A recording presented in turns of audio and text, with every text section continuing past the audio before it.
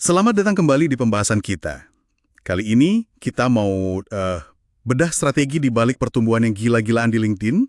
Fokusnya ke AI content marketer, namanya Charlie Hills. Betul, sumber kita ini rangkuman dari paparannya dia bareng Thomas Lauki. Menarik banget sih ini. Iya, bayangin aja. Mulai 2024, itu pengikutnya baru sekitar 2000-an. Terus belum sampai Mei 2025 udah lewat 100.000. Gila kan? Bahkan sempat jadi nomor 1 dunia ya, buat pertumbuhan LinkedIn di April 2025. Iya, bener. Dan target berikutnya nggak main-main, 200.000 akhir tahun ini. Ambisius. Wah. Oke, jadi misi kita jelas ya di sini. Kita mau gali intisari strateginya dia. Apa sih yang bener-bener works gitu, langsung dari pengalamannya. Biar Anda juga bisa dapat poin kuncinya cepat. Sip, mari kita mulai bedah. Kalau dari rangkumannya, ini kayaknya bukan soal trik-trik doang ya. Ada filosofi intinya gitu. Justru itu yang ditekankan. Fokus utamanya itu konten berkualitas tinggi sama otentik. Dan yang penting, setiap hari. Setiap hari. Itu kuncinya ya? Iya, bukan soal cari jalan pintas. Dia juga pentingin banget bangun hubungan asli. Katanya dia balesin semua DM sama komentar. Semua? Serius? Iya, ada kutipannya gini. Saya bales semua orang, bahkan jika hanya apa kabar. Ini katanya buat bangun brand yang beneran, bukan cuma populer sesaat. Tapi, bentar.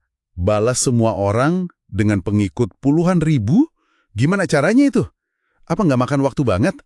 Gimana dia bisa tetap bikin konten kalau gitu? Nah, itu pertanyaan bagus. Detail logistiknya pas udah 100.000 gitu, sumbernya nggak jelasin rinci sih, tapi filosofinya kuat. Interaksi itu yang bangun brand. Mungkin ada timnya atau sistemnya, tapi intinya ya bikin orang merasa didengar. Oke. Jadi intinya nilai dulu, baru pertumbuhan ngikutin ya? Persis. Dia yakin banget Anda bisa tumbuh hanya dengan memposting konten berkualitas, itu bangun trust. Oke. Jadi, pilar utamanya konten berkualitas sama interaksi. Terus, gimana cara kerjanya dia berevolusi? Kan nggak mungkin ngerjain semua sendiri terus-terusan. Nah, benar banget. Awalnya emang gitu, dia kerjain semua. Desain, nulis, posting, capek lah pasti. Pasti. Tapi terus ada pergeseran penting. Dia mulai, outsourcing. Desain terutama. Terus bangun tim kreatif kecil. Dan yang penting juga, dia manfaatin AI. Oh iya, AI buat apa aja tuh? Dia pakai ChatGPT yang udah di-custom gitu buat bantu nulis sama cari ide. Terus pakai Perplexity AI juga. Ini buat riset yang lebih dalam, apalagi soal AI kan update-nya cepet banget, butuh data real time. Jadi outsourcing sama AI, ini pembebas waktunya dia ya? Biar bisa fokus ke strategi gedenya? Tepat. Jadi dia bisa mikirin ide, arah konten, strategi tingkat tinggi. Nggak kejebak di kerjaan repetitif lagi. Ini penting banget biar nggak burnout tapi tetap konsisten. Ngomongin konsisten, strategi konten praktisnya gimana? Ada tips spesifik? Ada beberapa nih. Pertama yaitu tadi, konsisten posting konten top of funnel atau TOFU tiap hari. Yang buat narik audiens luas itu loh. Oke, TOFU tiap hari. Terus? Kedua, formatnya divariasiin. Jangan cuma teks terus. Pakai carousel, infografis, video pendek, gitu-gitu. Biar nggak bosenin. Variasi format. Masuk akal. Ketiga, dia juga pintar optimalisasi.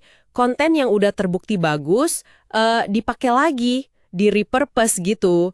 Mungkin diubah formatnya atau diposting ulang di waktu lain.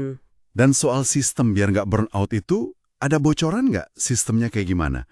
Biar bisa posting tiap hari gitu. Detail banget sih, nggak ada di rangkumannya, tapi prinsipnya ya bikin sistem sesimpel mungkin biar gampang diulang. Mungkin dia batching konten mingguan, pakai template, atau punya alur kerja yang jelas banget. Intinya, biar nggak kerasa berat tiap hari. Oke. Nah, karena fokusnya di AI, kan itu berubah cepet banget ya? Gimana dia mastiin kontennya selalu relevan, paling depan gitu? Ini bagian serunya. Dia proaktif banget. Pasang alert berita AI, terus mantengin LinkedIn juga. Begitu ada info fitur baru yang penting, dia nggak nunggu lama. Langsung gerak gitu? Iya, langsung rekam video demo singkat, nunjukin fitur barunya itu gimana cara kerjanya. Wah, jadi bukan cuma ngasih tahu berita, tapi langsung nunjukin nih, gini loh pakainya. Praktis ya? Betul, kecepatan plus demo praktis ini kayaknya jadi pembeda. Dia usahain posting secepat mungkin sebelum orang lain udah ramai bahas yang sama. Jadi dia kelihatan sebagai sumber yang cepat dan berguna. Keren, keren. Tadi udah disebut ChatGPT Custom sama Perplexity. Alat lain yang dia pakai apa lagi? Selain AI itu, dia pakai Notion buat manajemen kontennya, semacam konten kalender dan bank ide gitulah. Terus Canva buat visual. Cukup standar ya, tapi efektif kalau disiplin. Iya sih, alatnya mungkin banyak yang pakai, tapi disiplinnya itu ya. Nah, itu dia. Jadi semua usaha ini konsisten tiap hari, kontennya bagus, interaksi dijaga, cepat respons berita, didukung alat dan tim. Ujung-ujungnya bangun personal brand yang kuat banget ya.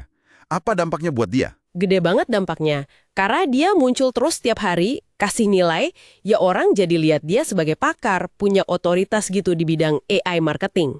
Terus, peluang datang sendiri gitu. Iya benar, klien potensial mulai ngehubungin, terus dapat tawaran jadi pembicara, ada juga brand deals. Kayak kata dia, brand Anda berbicara sebelum Anda, udah ada reputasinya duluan. Dalam banget tuh.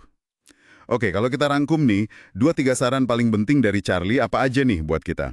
Yang paling menonjol sih, ada 3 ya. Pertama, tunjukin keunikan diri. Jangan takut beda, otentik itu menarik katanya. Biarkan keunikanmu terlihat. Oke, otentik. Kedua? Kedua, bangun komunitas. Ya itu tadi, ngobrol sama audiens, balesin komen, DM, hubungan nyata itu penting banget. Sip. Yang ketiga? Ketiga, ini kayaknya yang paling sering diulang, konsistensi itu segalanya. Muncul terus itu wajib. Kesempurnaan nggak wajib, tapi nongol tiap hari itu wajib. Perfection is optional, showing up is not. Showing up is not optional. Ngena banget ya. Nah, ini jadi mikir nih, sebagai penutup buat Anda yang dengerin. Kan si Charlie ini tekankan banget interaksi personal, hubungan otentik. Tapi di sisi lain dia juga sangat bergantung sama AI, sama sistem biar efisien. Iya, benar. Dua sisi gitu ya. Nah, pertanyaannya buat Anda, gimana caranya menyeimbangkan dua hal ini? Gimana Anda bisa pakai teknologi buat efisiensi, tapi nggak kehilangan sentuhan manusiawi yang tulus itu pas bangun hubungan online? Di platform manapun lah. Mungkin apa ya, satu langkah kecil aja yang bisa Anda mulai hari ini buat cari keseimbangan itu. Pertanyaan bagus tuh buat direnungkan.